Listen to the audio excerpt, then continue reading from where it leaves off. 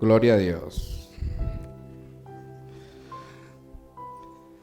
¿Cuántos tienen ese espíritu del hermano Ever? El mismo Espíritu Santo lo tenemos todos. Tenemos que estar todos en esa unidad. Amén. Bueno, mis hermanos, vamos a ministrar la palabra sobre el libro de los Hechos. La serie que se está llevando todos los jueves. Vamos a estar en el capítulo 23, versículo de 12 al 35. Aquí, aunque Pablo se ha librado por poco de una multitud violenta, este capítulo 23, Pablo vuelve a estar en prisión. Pablo no le tomó por sorpresa la persecución que comenzó a padecer una vez que llega a Jerusalén, porque ya él había sido anunciado de las cosas que más o menos le iban a acontecer cuando llegara a Jerusalén. Pablo no tenía un panorama claro de qué era aquello que le iba a acontecer, pero de lo que sí Pablo estaba seguro era de que le tocaba seguir padeciendo a causa del nombre de nuestro Señor Jesucristo. Amén. Como se le fue dicho en Hechos 9:16, porque yo le mostraré cuánto le es necesario padecer por mi nombre. A pesar de que profetas, a pesar de que hermanos en la fe le habían anunciado a Pablo que iba a ser encadenado, de que Pablo iba a estar en prisión, vemos como poco después un grupo violento de judíos intentan asesinar a Pablo. Después notamos más adelante donde los principales sacerdotes del Sanedrín por poco destrozan a Pablo en medio de una discusión. Pablo, después de todo esto, es llevado a manos de los soldados romanos y queda allí en custodia de ellos, y a Pablo lo ponen a disposición para más acusaciones y más juicios en su contra. Amén.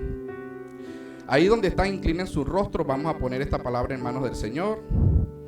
Padre, te damos gracias, Señor, esta noche por habernos traído a tu templo, Señor, a tu hogar, Padre. Señor, manifiéstate, Padre, a través de tu palabra, mi Dios. Abre nuestro entendimiento, Señor, que podamos recibir tu palabra, Señor. Quita toda distracción, quita todo aquello que se quiera robar tu palabra, Señor. Y que seas tú ministrándonos, Señor, que pueda ser yo ese instrumento en el cual tú uses, Padre, para que tu palabra fluya, Señor, y des fruto a su tiempo, Señor. Dejamos este servicio en tus manos, Señor. Paséate, Espíritu Santo, por medio de nosotros, Señor. En el nombre de Cristo Jesús. Amén y amén. Mis hermanos, los invito a abrir sus Biblias en Hechos capítulo 23 del 12 al 15. Hechos 23 del 12 al 15. Amén. Dice el versículo 12: Venido el día, algunos de los judíos tramaron un complot y se juramentaron bajo maldición, diciendo que no comerían ni beberían hasta que hubiesen dado muerte a Pablo. Eran más de 40 los que habían hecho esta conjuración, los cuales fueron a los principales sacerdotes y a los ancianos y dijeron: nosotros nos hemos juramentado bajo maldición a no gustar nada hasta que hayamos dado muerte a Pablo. Ahora pues vosotros con el concilio requerí al tribuno que le traiga mañana ante vosotros, como que queréis indagar alguna cosa más cierta acerca de él, y nosotros estaremos listos para matarles antes que llegue. Amén. Vemos cómo se arma un complot para matar a Pablo. Dice que venido el día se levantaron más de 40 hombres para matarlo, jurando bajo maldición no comer ni beber. O sea, estos hombres estaban ayunando para armar ese complot de darle muerte a Pablo. El plan contaba con el visto bueno de los principales sacerdotes y los ancianos, que eran la fuerza dominante del Sanedrín, y la mayoría eran saduceos. Los saduceos eran aquellos que no creían en la muerte y resurrección. Por lo tanto, era la fuerza más opositora ante Pablo, porque Pablo predicaba la muerte y resurrección de nuestro Señor Jesucristo. Amén. Estaban decididos a asesinarlo y creían que si fracasaban les caería encima una maldición, por cuanto la ley judaica decía que si estos iban y se juramentaban ante los sacerdotes, no era un juramento en vano o a la ligera, era algo que tenía que cumplirse. La única manera de que ellos quedaran excepto de esto era por fuerza mayor, no se pudiera cumplir, ellos quedaban libres de aquel juramento. Pero era serio lo que esta gente planificaba contra Pablo. Y es que cuando estamos haciendo lo correcto, cuando estamos haciendo la voluntad del Señor, no vamos a encontrar enemigos que se van a querer levantar contra la fe de nuestro Señor Jesucristo. Amén. Pablo, detenido sin saber que afuera más de 40 hombres lo acechaban para darle muerte. Siempre vamos a encontrar quienes se opongan a la verdad, a quienes les molesta que estemos haciendo la voluntad de nuestro Dios. Amén. Pero siempre va a venir una intervención divina de parte de nuestro Señor Jesucristo. Vamos a leer en el versículo 16 en adelante. Dice: mas el hijo de la hermana de Pablo, oyendo hablar de la celada, fue y entró en la fortaleza y dio aviso a Pablo. Pablo, llamando a uno de los centuriones, dijo: lleva a este joven ante el tribuno, porque tiene cierto aviso que darle. Él entonces, tomándole, le llevó al tribuno y dijo: el preso Pablo me llamó y me rogó que trajese ante ti a este joven, que tiene algo que hablarte.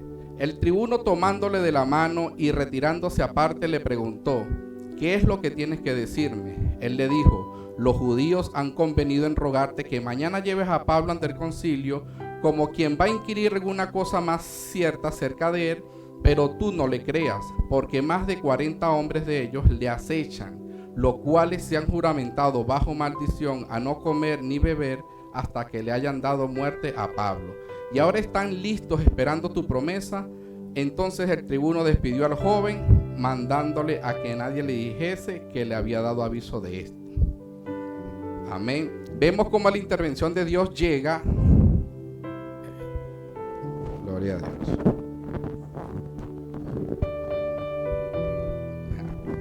Gloria a Dios. La intervención de Dios llega. Entonces, vemos cómo la intervención de Dios llega a través del hijo de la hermana de Pablo, o sea, a través de un sobrino. ¿Dónde están los jóvenes de esta congregación? Levanten la mano. Gloria a Dios. Todos somos jóvenes. Todos somos jóvenes. Jóvenes, el Señor ama a los jóvenes que son valientes, aguerridos. Vemos cómo se nos nombra que hay un joven aquí que está aportando hacia el reino de Dios porque está ayudando a un ungido del Señor.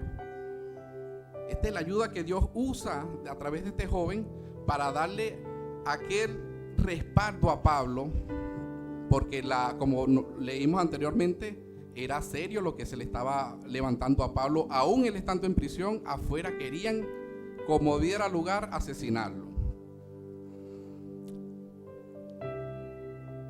Este joven le da aviso al tribuno del complot que se estaba planificando para darle muerte a Pablo.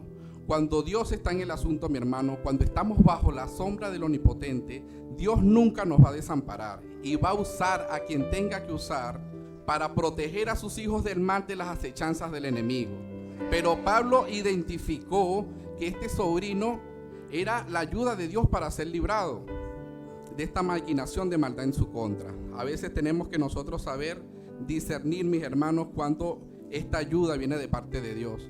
Porque a veces nosotros nos encontramos en el problema y a veces creamos una barrera tan grande que no vemos la solución o no vemos aquella ayuda que Dios nos está enviando. Pablo identificó que este joven era la ayuda divina de parte de Dios. A veces el problema es tan grande, como les digo, que el problema llega y opaca nuestra fe. Y cuando esto sucede, no vemos solución. ¿Qué pudo haber pensado Pablo estando todavía en una cárcel y que si asomaba medio la cabeza allá afuera lo querían asesinar? ¿Qué podemos pensar nosotros estando en esa situación? Muchos nos diríamos, bueno, ya estoy listo, confesarme al Señor. Pero Pablo sabía que Dios estaba respaldándolo, que Dios estaba con él. Y Pablo no sabía qué cosa iba a pasar, pero Pablo sabía que el Señor algo iba a hacer a su favor. Y usa a este joven dispuesto a darlo todo por el reino de los cielos. Y joven, te animo a que como este joven tú también puedas aportar, puedas ayudar a la obra del Señor. Amén. A veces, como les digo, estamos tan distraídos que no vemos la ayuda de Dios. Una vez conversando con un amigo, me comenta que estaba en una situación difícil porque no tenía ingresos, los ingresos lo habían bajado y tenía ya un mar de deudas encima. Y él viene y me dice: Giancarlo, no tengo cómo solucionar mi problema. Pero me dice: el banco me ha aprobado una línea de crédito, pero yo no quiero más deuda porque ya tengo una, entonces si agarro la del banco, más deuda para mí. Yo le digo a mi hermano: pero es que si tú agarras ese dinero, lo encomiendas a Dios, oras al Señor, levantas un emprendimiento, y yo te aseguro que en el nombre de Jesús, ese emprendimiento que tú vas a dar va a solucionar tu problema, vas a pagar al banco y vas a poder bendecir a aquellos que necesitan de ti. Pero él estaba tan cegado en el mar de deudas que tenía, que no vio de repente esta ayuda que de repente Dios le estaba poniendo en sus manos para salir, sino que estaba viendo una línea de crédito como otro problema más. Y esto es lo que nosotros tenemos que estar apercibidos, porque muchas veces cuando estamos en el problema no vemos la solución que Dios nos está dando. Amén. Por ahí escuché un relato donde hubo una inundación grande y hubo un cura que se estaba ahogando, y en su desespero de salvación él clamaba a Dios para que Dios viniera a rescatarlo. Y en eso pasan unos bomberos y le dan ayuda para salvarlo, y él no quería. Él decía que estaba esperando a Dios, que Dios venía a rescatarlo. Luego pasan policías con otra balsa y dice que no se iba a montar en la balsa porque él estaba esperando que Dios bajara a rescatarlo. Pasan unos aldeanos con otra balsa y no quiso montarse porque él decía que Dios tenía que bajar a buscarlo. Después del tiempo, este hombre muere y va ante la presencia del Señor y dice: Señor, pero ¿por qué no me diste la ayuda que yo te estaba esperando? Yo estaba esperando que tú bajaras a ayudarme. Y el Señor le dice: te mandé a los bomberos, te mandé a los policías, te mandé a los aldeanos, y aún así tú no identificaste que la ayuda venía de mi parte. Y así muchas veces estamos esperando nosotros que venga de repente el mismo Dios y se nos aparezca para poder ver que la ayuda no proviene de Él. Amén. Dile al que está a tu lado: aprende a identificar la ayuda de Dios. Vemos ya aquí más adelante en el versículo 23 hasta el 25, donde ya Pablo es enviado a Félix. Vamos a leer del 23 al 25, y dice que llamando a 2 centuriones, mandó que preparasen para la hora tercera de la noche 200 soldados, 70 jinetes y 200 lanceros, para que fuesen hasta Cesarea, y que preparasen cabalgaduras en que, poniendo a Pablo, le llevasen en salvo a Félix el gobernador. Y escribió una carta en estos términos. Vamos a parafrasear para no hacer tan largo el mensaje. Claudio Lisias tenía 1000 hombres bajo su mando. Esta era la compañía que él dirigía y contaba de esta cantidad de hombres.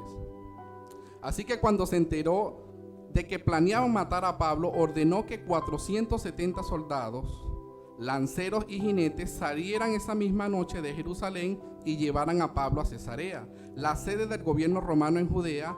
Allí lo dejarían allí lo dejarían sano y salvo en manos del gobernador Félix.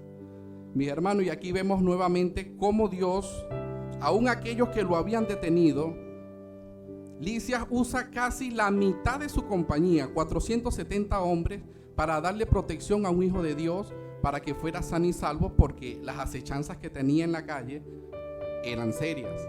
Entonces, una vez más vemos el respaldo de Dios con Pablo, que siempre lo protegió y siempre estuvo allí bajo su cobertura.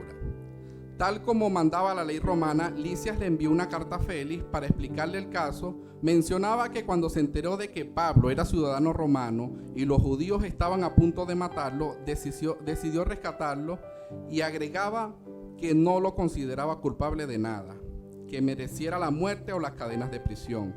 Pero como habían descubierto que planeaban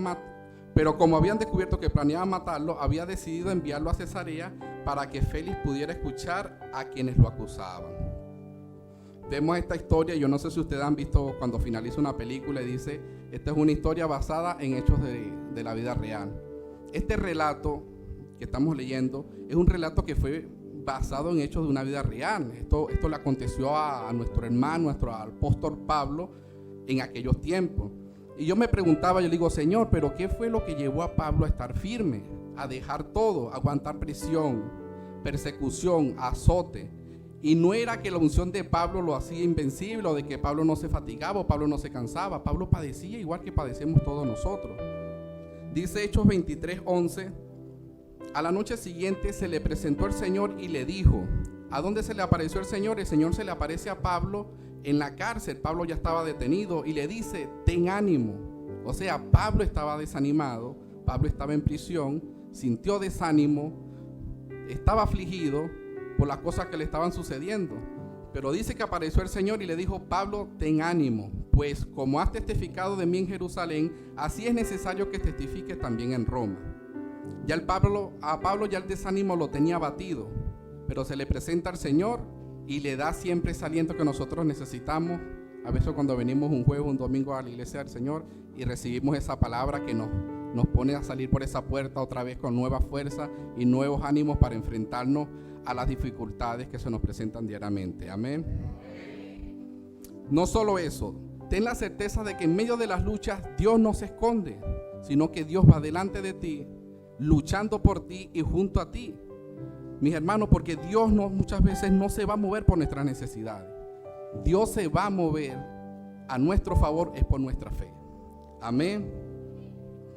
Hay dos cosas que ocurren siempre en nuestras vidas: o hacer la voluntad de Dios o regirnos por nuestro tiempo que transcurre. La voluntad de Dios es ese plan adecuado u oportuno y divino sobre nuestras vidas. Romanos 12:2 dice el versículo 2: no imiten las conductas ni las costumbres de este mundo, más bien dejen que Dios los transforme en personas nuevas al cambiarles la manera de pensar.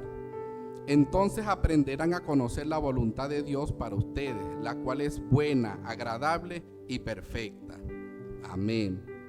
Nuestro tiempo es aquel que transcurre y se va consumiendo: segundos, minutos, horas, días, semanas, meses y años. Ese es nuestro tiempo y fue lo que Dios estipuló para nosotros debajo del cielo y la tierra. Eclesiastés 3:1 dice: todo tiene su tiempo y todo lo que se quiere debajo del sol tiene su hora. Esto fue lo que Dios estableció para nosotros, y más adelante dice que hay tiempo de nacer, tiempo de morir, tiempo de sembrar, tiempo de recoger. O sea, Dios nos enseña que para todo hay un proceso, todo tiene un tiempo. La voluntad de Dios en Pablo fue lo que lo llevó a soportar todo este tipo de dificultades y aún así mantenerse firme, porque sus pensamientos fueron transformados y conoció así cuál era la voluntad de Dios para su vida, que era buena, perfecta y agradable. Aún Pablo padeciendo dificultades. ¿Qué hubiese pasado si Pablo, con estos avisos que le dieron, no se hubiese devuelto a Jerusalén, sino que se hubiese ido a cualquier otro país, o se queda simplemente donde estaban?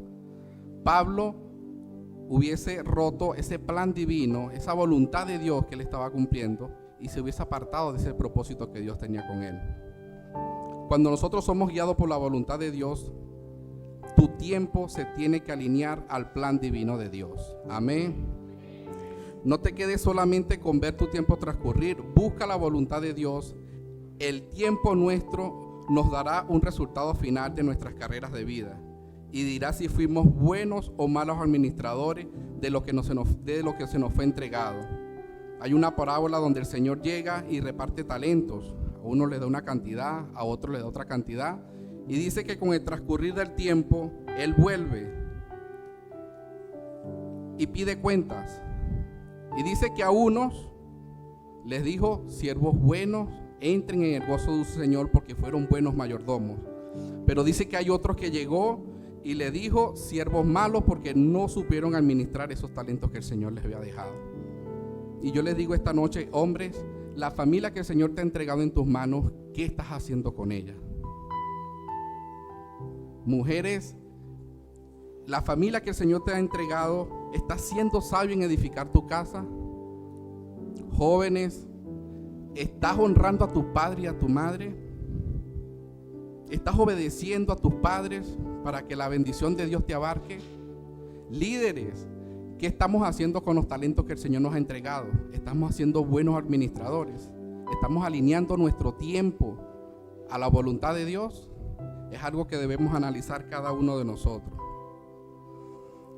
Para llevar a cabo la voluntad de Dios en nuestra vida, Debemos dejar a un lado el cuestionamiento a Dios, dejar la postergación, la pereza, no dejar para mañana lo que podemos hacer ya. Dios está llamando a hombres y mujeres valientes que entiendan que la voluntad de Dios no se rige por nuestro tiempo y que el tiempo dado a los hombres solo es una limitante para recordar que nuestro Padre es eterno y que nuestro tiempo nunca va a ser igual a la voluntad de Dios. Pablo entendió que seguir la voluntad de Dios es morir a uno mismo. Entendió que son los violentos los que arrebatan el reino de los cielos y que aunque estés triste, aunque estés cansado, debemos de seguir haciendo esta voluntad de Dios sobre nuestras vidas, porque esto es lo que nos va a llevar a nosotros. Así estamos padeciendo dificultades, no estamos sembrando en esta tierra, sino que estamos sembrando en el reino de los cielos. Yo no sé si usted ha conocido la voluntad de Dios o si la ha conocido y se ha apartado, pero yo les invito a que estén de pies. Vamos a dar una alabanza a nuestro Señor.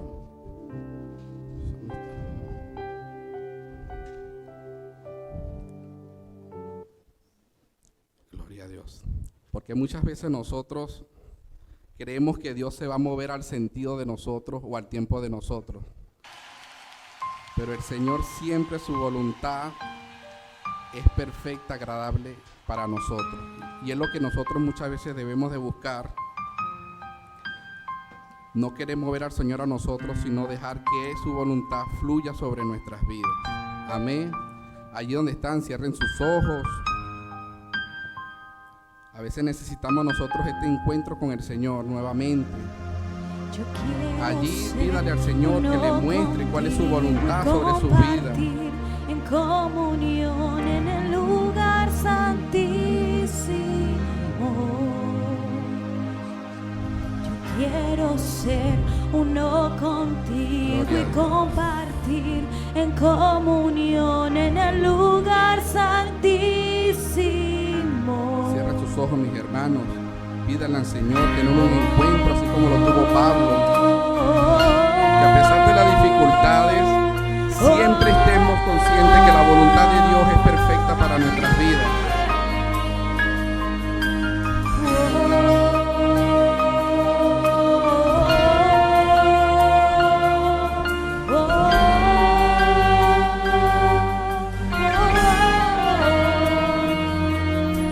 Yo quiero ser uno contigo y compartir en comunión en el lugar santísimo.